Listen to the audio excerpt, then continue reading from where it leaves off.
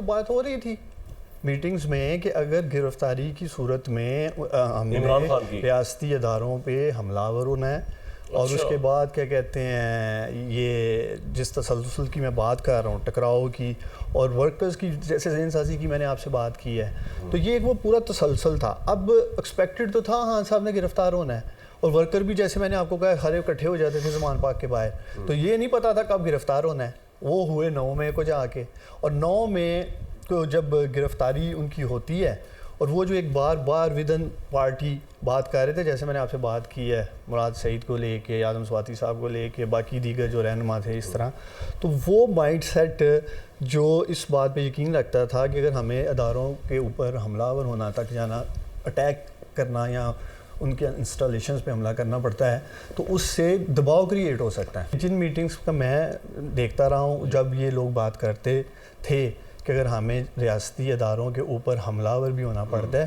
तो इस बयानिए को इमरान खान सपोर्ट करते थे, इस पॉलिसी को सपोर्ट करते थे। उनको शायद अदारे से भी ये एक इंफॉर्मेशन या ऐसी मैसेजिंग थी कि शायद इस सारी सिचुएशन में आर्मी चीफ चेंज हो जाए। 9 में एक ऐसा मैं समझता हूँ कि शर्मनाक सान्य है, जिसकी जितनी भरपूर मजम्मत की जाए वो कम है, और वो एक ऐसा स्याह धब्बा है जिसे अब वक्त लगेगा धुलने में। मेरे लिए इस बयानिए के साथ चलना मुश्किल है, और ना ही मैं इस चीज़ के लिए आया हूँ पॉलिटिक्स में।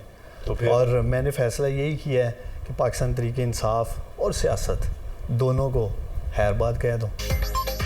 दुनिया न्यूज़ के प्रोग्राम ऑन दी फ्रंट में उस्मान डार के होशरुबा इंकशाफात, 9 मई के वाक़यात की प्लानिंग चेयरमैन PTI के ज़ेर सदारत ज़मान पार्क में हुई। चेयरमैन PTI की गिरफ्तारी की सूरत में हसास आर्मी तनसीबात और इमारतों को निशाना बनाने की हिदायत खुद साबिक वज़ीर आज़म ने दी। 9 मई के हमलों का मकसद फ़ौज पर दबाव डालकर जनरल आसिम मुनीर को ओहदे से हटाना था। अक्टूबर 2022 में लॉन्ग मार्च जनरल आसिम मुनीर की बतौर आर्मी चीफ तैनाती रोकने के लिए किया गया। इन वाक़यात में मुलव्वस अफराद को निशाने इबरत बनना चाहिए। पाकिस्तान तहरीक इंसाफ छोड़ने का ऐलान कर दिया।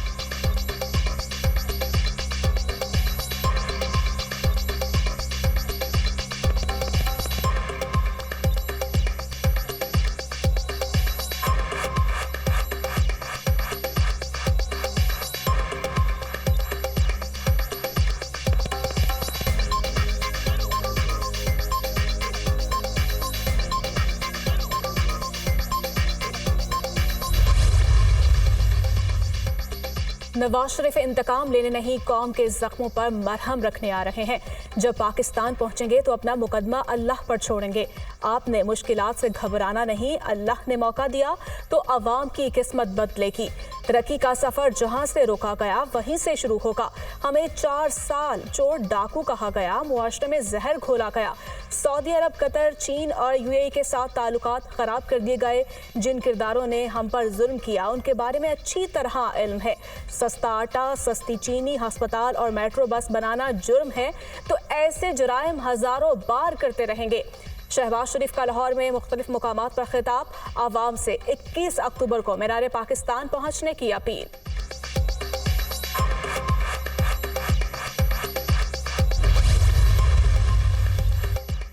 मुल्क की मसाइल का हल सिर्फ आसिफ अली जरदारी और बिलावल भुट्टो के पास है। इस मुल्क में रहकर सबको किरदार अदा करना होगा। पाकिस्तान को बहरानों से निकालने वाली क़यादत चाहिए। मौजूदा मुआशी हालात में लोगों को उम्मीद दिलाना होगी। बदकिस्मती से मुल्क में नफरत की सियासत को प्रमोट किया गया। हमने किसी को भी गाली का जवाब गाली से नहीं देना।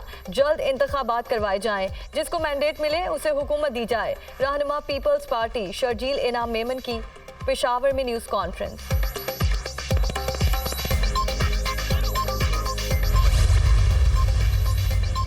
साइफर केस चेयरमैन PTI की दरखास्त जमानत पर समाअत ओपन कोर्ट में होगी।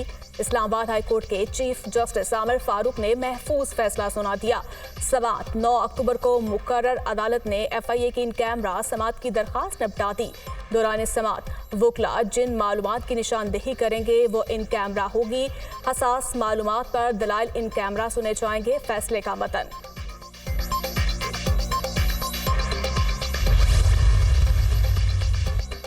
9 9 मई को जलाओ घेराव पर दर्ज मुकदमा, चेयरमैन पीटीआई की बहनों और असद उमर समेत दीगर की अबूरी जमानतों पर समात। लाहौर की इंसदाद दहशतगर्दी अदालत ने मुल्जिमान की अबूरी जमानतों में 16 अक्टूबर तक तौसी कर दी।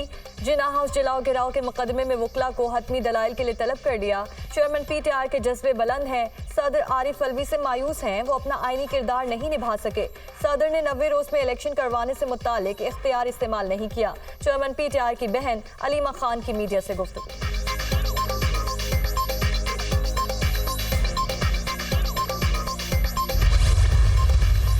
इलेक्शन का जैसे ही शेड्यूल अनाउंस होता है तो तमाम लोग जो हैं उनको इजाजत मिलेगी कैंपेन करने के लिए। नवाज शरीफ भी 21 अक्टूबर को आ रहे हैं। नवाज शरीफ साहब को तो 3 साल पहले आ जाना चाहिए था। वही बोलो ना, अगर वापस आ रहे हैं तो उसका मतलब दवाई मिल गई जो 3 साल से ढूंढ रहे थे। शुक्र है नवाज शरीफ को 3 साल बाद दवाई मिल गई। कायद नून लीग को बहुत पहले वापस आ जाना चाहिए था। उन्हें असूली तौर पर वापस आकर जेल जाना चाहिए। चेयरमैन पीटीआई तमाम केसेस में सुरखरू होंगे। तहरीक इंसाफ इलेक्शन में भरपूर हिस्सा लेगी। असद उमर की मीडिया से गुफ्तगू।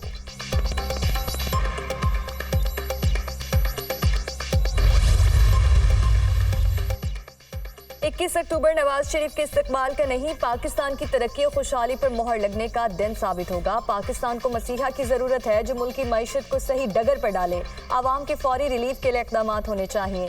लाहौर मुस्लिम लीग नून का कला था, है और रहेगा। साबिक वज़ीर आला पंजाब हमजा शहबाज का खिताब।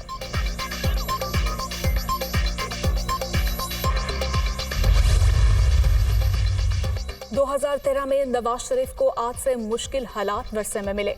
हमारे पास मजीद कोई तजुर्बे की गुंजाइश नहीं। मुल्क को नवाज शरीफ जैसे आजमूदा नुस्खे की जरूरत है। चेयरमैन पीटीआई ने IMF से बदतरीन मुआहिदा किया। इसका खमियाजा आज अवाम को भुगतना पड़ रहा है। नवाज शरीफ का पैगाम अवाम को मुआशी मुश्किलात से निजात दिलाने का है। कायद नून लीग ने महंगाई और दहशत गर्दी को शिकस्त दी। इलेक्शन में कामयाब होकर अवाम को महंगाई से निजात दिलाएंगे। एहसन इकबाल की media talk.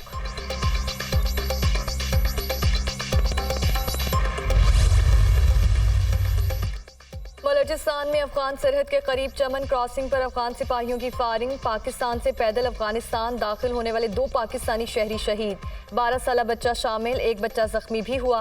Pakistani security forces ने इंतहाई तहम्मुल का मुजाहिरा किया। मासूम अफराद की मौजूदगी में जवाबी फायरिंग नहीं की। ISPR।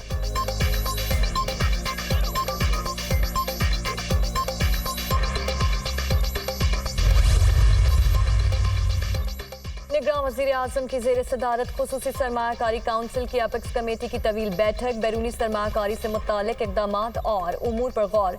सऊदी अरब, UAE, कतर और चीन की पाकिस्तान में सरमायाकारी के लिए दिलचस्पी का जायजा। खलीजी ममालिक से सरमायाकारी के अमल को बेहतर बनाने की ख्वाहिश का इजहार। आर्मी चीफ की मुल्की मायशत में SIFC के किरदार और अहमियत पर गुफ्तगू। इजलास में वजारत खजाना और प्लानिंग डिवीजन की मुख्तलिफ मनसूबा जात पर तफसीली ब्रीफिंग।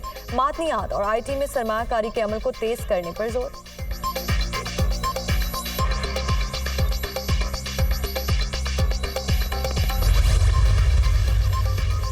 पाकिस्तानी इदारों को मतलूब यूट्यूबर की राह से जुड़े शख्स रोहित शर्मा से खुफिया बातचीत मंजरेआम पर आ गई। रोहित शर्मा यूट्यूबर को पाकिस्तान की खुफिया एजेंसी को बदनाम करने का कह रहा है। मुबैना ऑडियो साबित करती है कि यूट्यूबर बाकायदा तौर पर भारतीय रॉ के साथ राब्ते में है। यूट्यूबर को बरतानिया में अपने तमाम मामलात भारतीय रॉ के लोगों से तय करते देखा जा सकता है।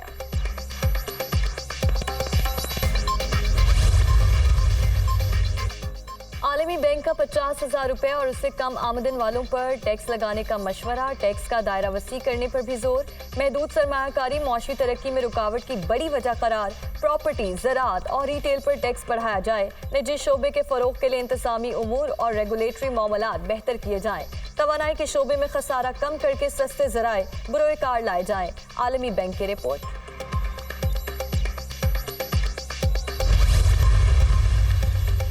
दो साबिक वज़राए आज़म तलब शाहिद खकान अब्बासी को LNG रेफरेंस में 14 नवंबर को बुलावा। एहतसाब अदालत ने राजा परवेज अशरफ को 12 अक्टूबर और 14 नवंबर को रेंटल पावर रेफरेंस में तलब कर लिया। नोटिस जारी, ज़ाती हैसियत में पेश होने की हिदायत।